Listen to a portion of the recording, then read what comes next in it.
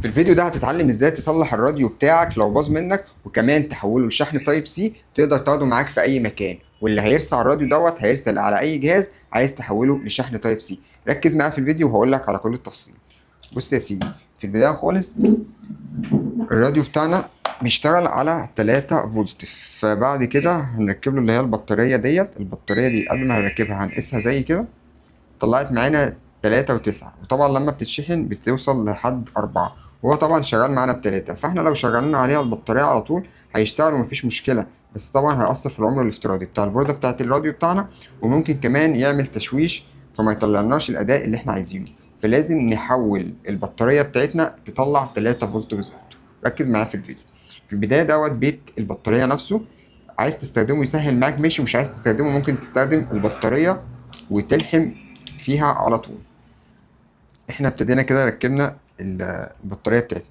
هنجيب اللي هو اللزق الدبل فيس بتاعنا، ناخد منه قطعة بسيطة كده، نبتدي نلزقه على البيت بتاع البطارية بتاعنا.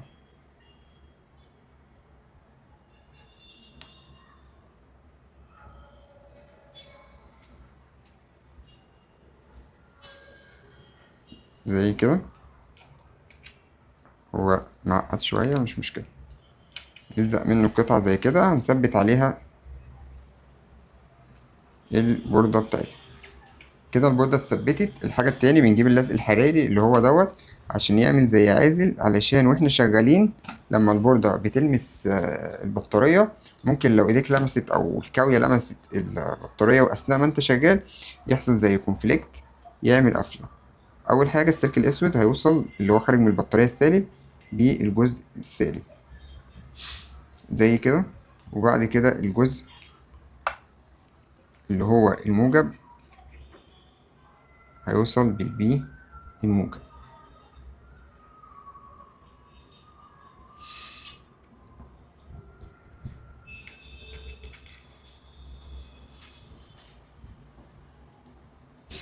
زي كده، دي أول مرحلة. طب المرحلة التانية احنا عايزين طبعا البطارية تطلع لنا 3 فولت بالظبط، بنجيب ريجوليتور اللي هو بالمنظر ده كده اللي هو 3 فولت. طبعا احنا لو عايزين نفس البطارية دي نشغلها على الساعة فبنجيب ريجوليتور 1.5 فولت. هنبتدي نقص الرجل اللي في النص مش محتاجينها دلوقتي، وهنبتدي نقلب الريجوليتور العكس، هنخلي بدل الكلام اللي مكتوب ده تحت ونقلبه كده. وزي ما اتعلمنا هنوصل بعد ما قلبناه في الطرف السالب والموجب الخاص اللي احنا لسه موصلين عليه دلوقتي السلوك بتاعة البطارية. طبعا زي ما اتفقنا الريجوليتور ما ينفعش نزود عليه في القصديل علشان او في الكاوية، علشان السخونية الزايدة ممكن تأثر عليه وتخليه يفقد الأداء بتاعه.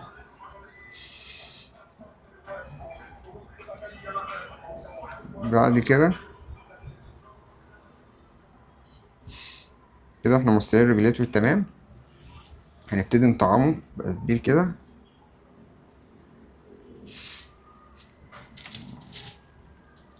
ونجيب سلك نقشره ونوصل جزء في السالب اللي هو خارج من البوردة اللي هو الأوت، هو ده كده.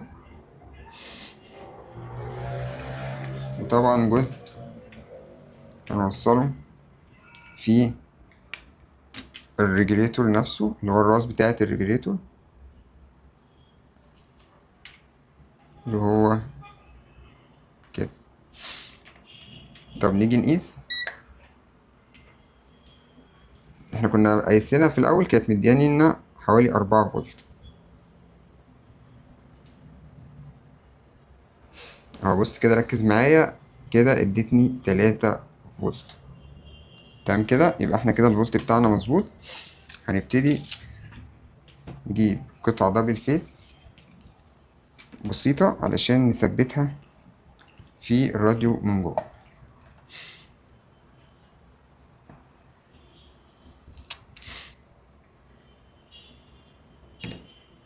نثبتها في الجنب كده بالطريقة دي.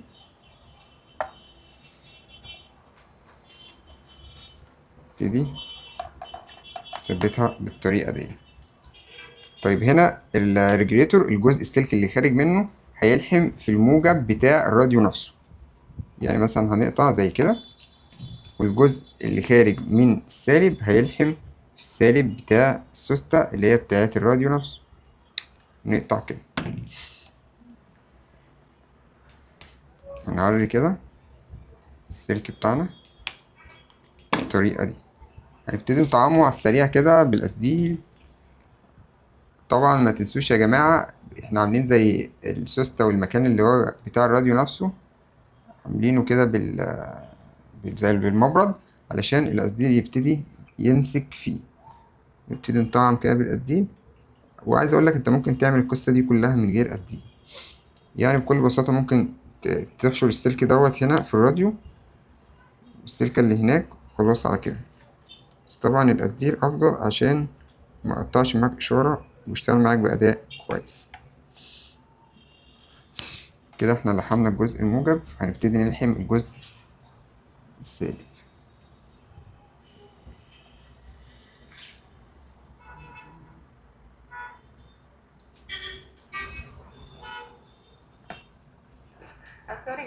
خدتوا بالكم الراديو ابتدى يشتغل معانا؟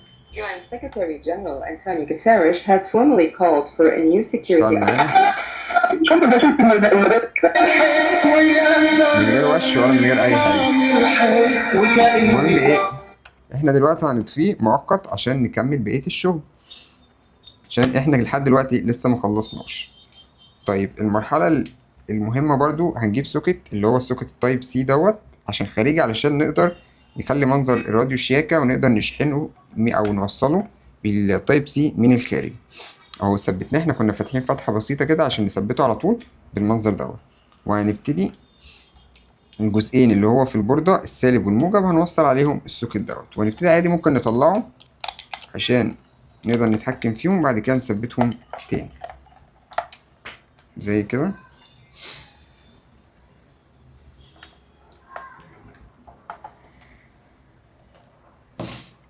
نطعم هنا بالقصدير بتاعنا للسوكت اللي احنا هنلحمه كده.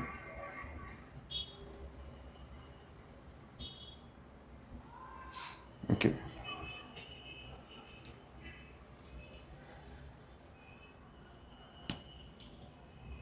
السالب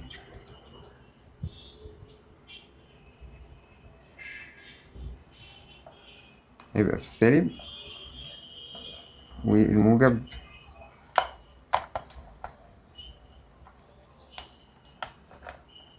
طبعا احنا كناش المفروض لزقنا بالدبل فيس قبل ما نوصل السوكت، بس مش مشكلة. ادينا كده وصلنا السوكت بتاعنا الخارجي. هنبتدي نثبت تاني بسرعة كده بالدبل فيس اللي احنا كنا لازقينه في الراديو من جوه. مش عايزين نثبته ما نثبتوش، بس الافضل ان احنا نثبته نوع من انواع ان البطارية ما تتحركش. كده احنا هنتأكد ان هو هيشحن معانا ولا لا. وصل كده الشاحن بايديك التانية.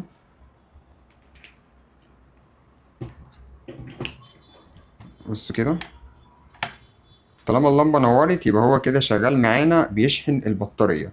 فممكن تشغله على اي يو اس بي عندك، اي تايب سي يشحن لك البطارية بكل سهولة. هنشيله، هي البطارية بتفصل، يبقى كده السوكت شغال معانا زي الفل. هنبتدي نقفل الراديو بتاعنا بالمنظر ده كده. بص شكله ولا كأننا عملنا فيه حاجة وحولناه لراديو تايب سي. هنبتدي نجرب كافية شغال معانا.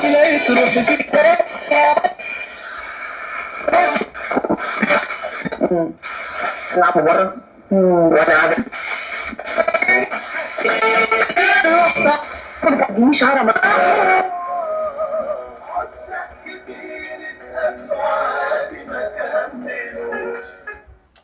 بس كده يا سيدي، واشتغل معانا بكل سهولة ومقطعش إشارة ولا هيعمل أي حاجة. تقدر تاخده معاك في أي مكان ويكون منظره بنفس المنظر ده. لو عندك أي استفسار اكتب لي في الكومنتات.